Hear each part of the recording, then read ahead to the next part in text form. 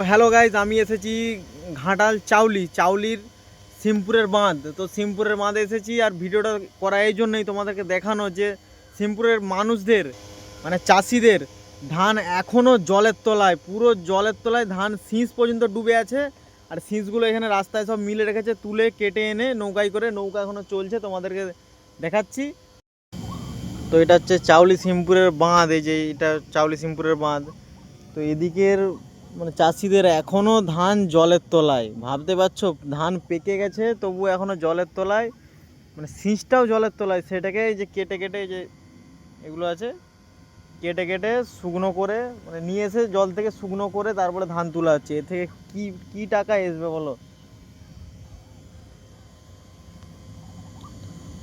পুরো মাঠ এখনো ধান ডুবে আছে জলের তলায়। এখানে জলে যে নৌকা চলছে দেখতে পাচ্ছ।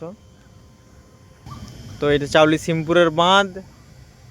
এদিকে এই যে মনসুকা।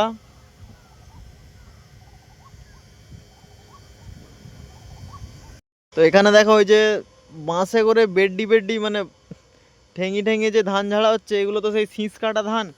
তো এগুলো এরকম করে ঝাড়তে হবে, কিছু উপায় নেই, যতটা মানুষের মানে পাওয়া যায়। ক্ষতি তো হয়েই গেছে বৃষ্টির জন্য, কি আর করা যাবে।